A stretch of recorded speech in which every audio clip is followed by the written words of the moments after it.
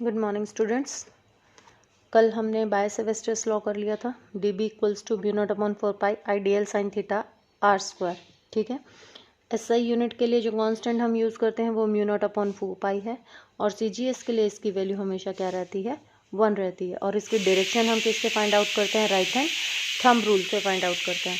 तो इसके अंदर हम और क्या कर सकते हैं, यहाँ पर अगर मैं करंट डेंसिटी से अगर इसका रिलेशन निकालने के लिए कहें तो अपने पास रिलेशन क्या हो जाएगा, D B is equal to mu not upon 4 by J cross R divided by R cube into D V.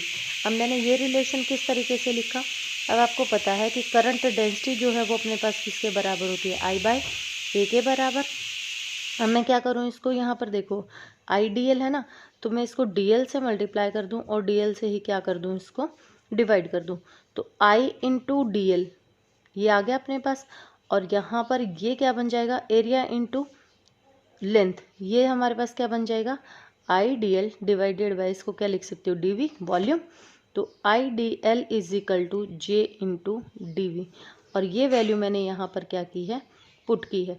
और यहाँ पर आर स्क्वायर था, यहाँ पर वेक्टर्स में वो यूनिट वेक्टर जो अपने पास आएगा, साइन का तो क्रॉस प्रोडक्ट हो गया, तो यूनिट वेक्टर को मैंने इसमें किस में बदल दिया, वेक्टर में। तो जे क्रॉस आर और डिवाइडेड बाय क्या हो जाएगा, आर क्यूब। और क्या लिख सकते हैं इसको, देखो कि अगर हमें कहें कि इसका रिलेशन आपको किसके लिए निकालना है, चार्ज और वेलोसिटी के साथ निकालो, तो देखो कैसे निकाल सकते हैं। आई डी एल है अपने पास, आई डी एल को क्या लिख सकती हूँ, आई को क्या लिख सकती हूँ मैं, Q by D T rate of flow of charge into D L.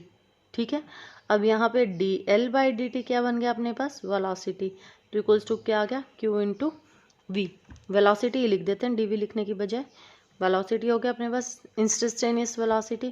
तो यहाँ से डी बी की वैल्यू क्या आ जाएगी अपने पास, म्यू नॉट अपॉन 4 पाई, और आई डी एल की जगह पे क्या आ जाएगा अपने पास, क्यू, और यहाँ पर वी क्रॉस आर था ही अपने पास, और डिवाइडेड बाय क्या हो जाएगा, आर क्यूब। इस तरीके से आप इसकी क्या निकाल सकते हैं, वैल्यूज़ निकाल सकते हैं। फोर्थ यूनिट में आप पढ़ेंगे, नहीं इसी यूनिट में ही आगे आप पढ़ेंगे अगले चैप्टर्स में। एक चीज़ होती है मैग्नेटाइजिंग फोर्स या magnetising intensity, and it is denoted by H. तो डी एच की वैल्यू क्या होगी अपने पास, म्यू नॉट अपॉन, इसकी जो मैग्नेटाइजिंग इंटेंसिटी होती है ये होती है अपने पास magnetic field divided by mu naught. ये फॉर्मूला होता है, ये आप अगले चैप्टर्स में पढ़ेंगे ये किस तरीके से आया अपने पास। तो 1/4 pi I D L into R divided by R cube, mu naught से म्यू नॉट कट जाएगा, म्यू नॉट अपॉन 4 पाई होता है ना, और ये डी बी की वैल्यू हो गई अपने पास। ठीक है। तो डी एच की जो वैल्यू आ जाएगी अपने पास वो क्या आ जाएगी, 4 pi I D L sine of theta. अगर मैं इसको किस में लिखूं, सिर्फ मैग्नीट्यूड की फॉर्म में लिखूं, तो ये साइन ऑफ थीटा में बदल दिया और ये क्यूब यहाँ से हटा दिया। और सी जी एस के लिए जैसे मैंने आपको बताया था कि हमारे पास जो म्यू नॉट अपॉन 4 पाई है वो किसके बराबर हो जाता है, 1 के बराबर हो जाता है। तो उसके लिए वैल्यू क्या आ जाएगी अपने पास, I D L into R divided by R cube. अब ये जो बायसेवेस्टर्स लॉ है ये किस किस चीज़ के लिए वैलिड है, सिमेट्रिक करंट डिस्ट्रीब्यूशन होना चाहिए। सिमेट्रिकल करंट का मतलब क्या है, जैसे मैंने वो जो पूरी लाइन ली थी, जब मैंने कहा था कि अपने पास ये इनफाइनाइट लाइन है और इसमें से मैंने इतना सा पोर्शन काटा था डीएल, और इसमें भी मैंने करंट क्या लिया था, आई, और मैंने कहा था कि इस पूरी में क्या जा रहा है, आई करंट जा रहा है। तो अपने पास सिमेट्रिकली करंट जो है वो डिस्ट्रीब्यूशन होना चाहिए। बायसेवेस्टर्स लॉ जो है वो एप्लीकेबल है only for the small length. ये हमने यहाँ पर जैसे स्मॉल लेंथ काटी थी तो स्मॉल लेंथ के लिए ही ये एप्लीकेबल है। ये law verify can not be verify easily experimentally, क्योंकि अपने पास जो लेंथ है वो बहुत ज़्यादा स्मॉल लेते हैं हम, और प्रैक्टिकली इतनी छोटी सी लेंथ में से वो करंट कंसिडर करना अपने लिए पॉसिबल नहीं है। ठीक है। और अपने पास यहाँ पर जो डायरेक्शन है डीबी की, यानी कि मैग्नेटिक फील्ड की जो डायरेक्शन है वो परपेंडिकुलर होती है हमेशा किसके, आई डी एल और आर के। इन दोनों के जो मैग्नेटिक फील्ड होगी वो हमेशा क्या रहेगी, परपेंडिकुलर होगी, जो डायरेक्शन दी जाएगी उसकी।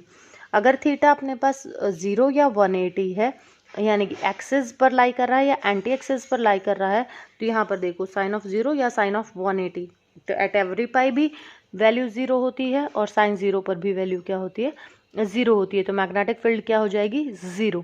तो यानी कि that means in this case no magnetic field induction at any point on a thin linear current carrying conductor. तो उस टाइम पर अपने पास कोई भी करंट कैरिंग कंडक्टर पर कोई भी मैग्नेटिक फील्ड प्रोड्यूस नहीं होगी।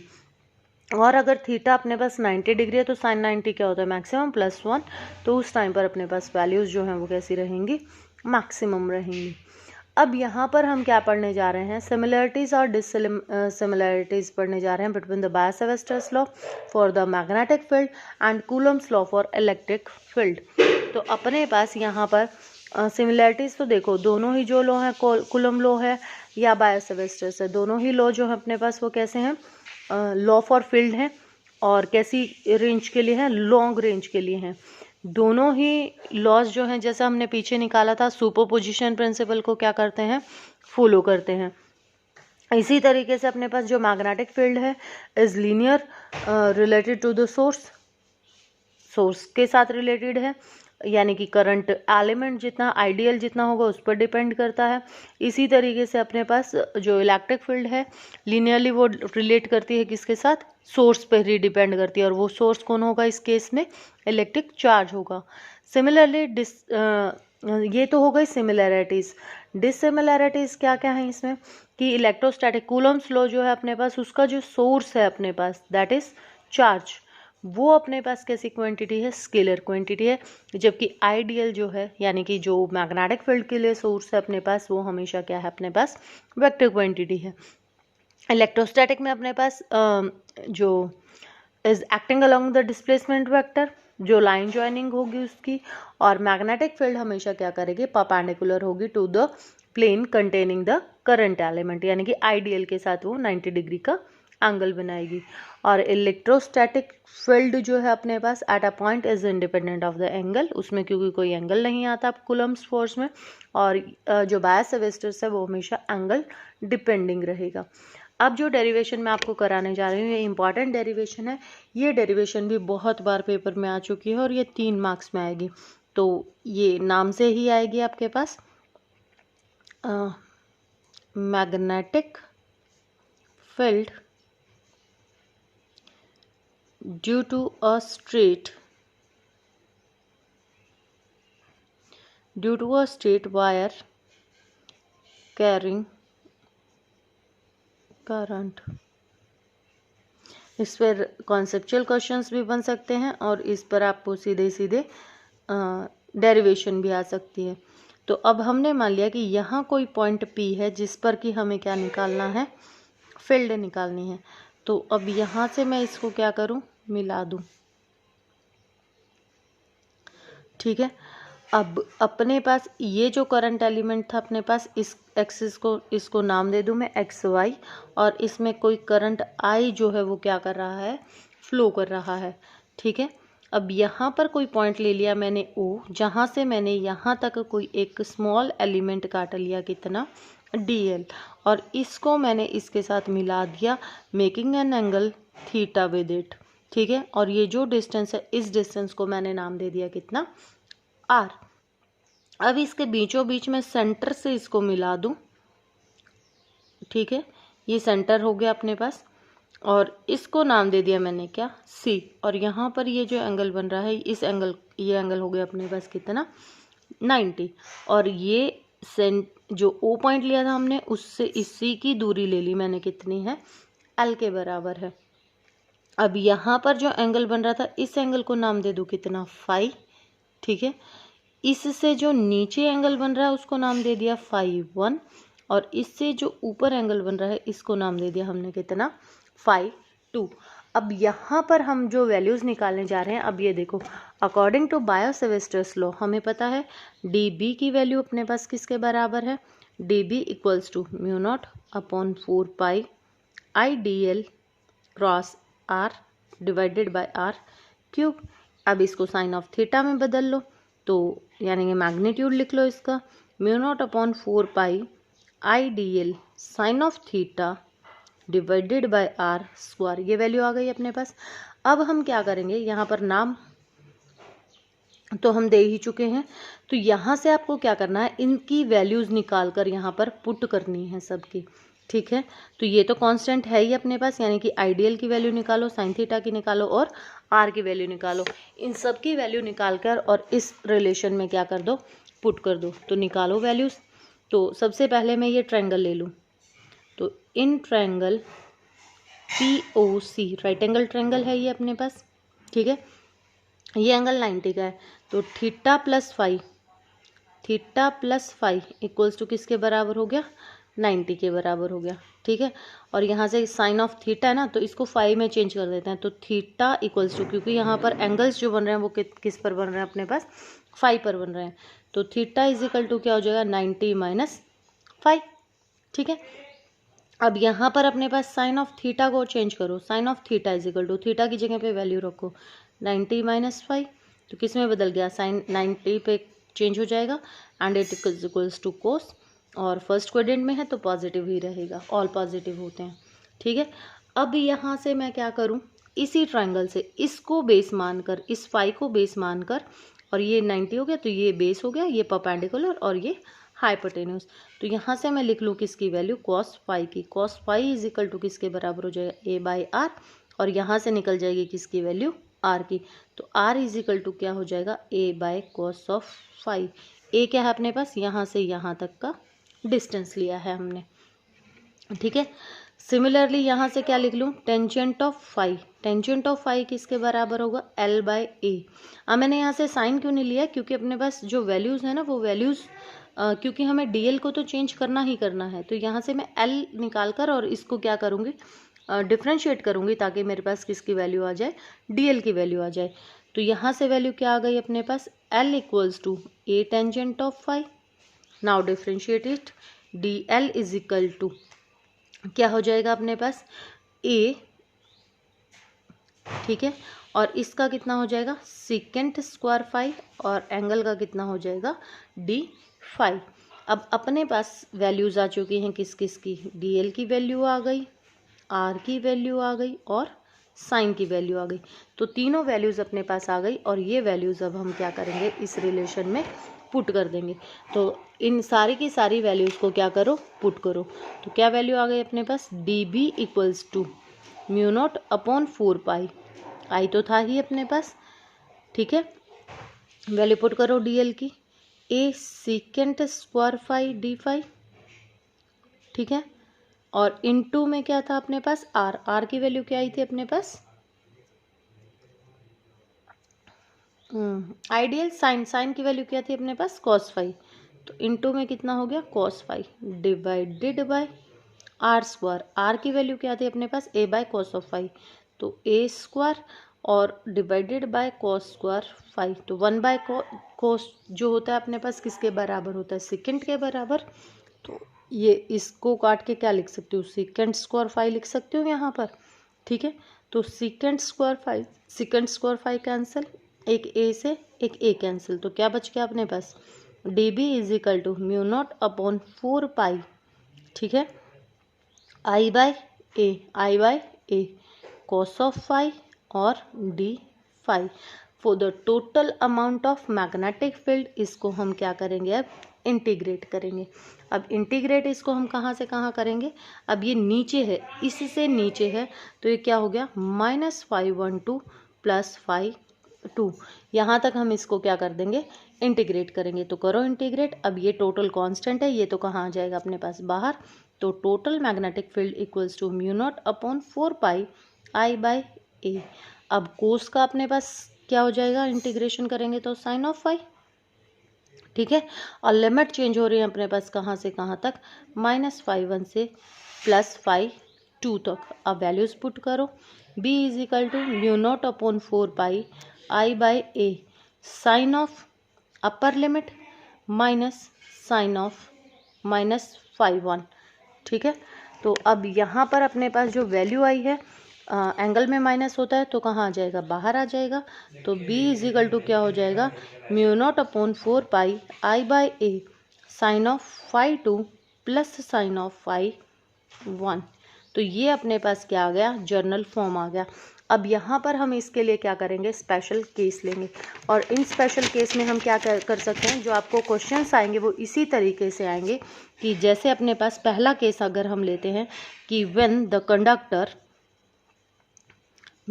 Conductor XY is of infinite length, infinite length है इसकी, एंड पॉइंट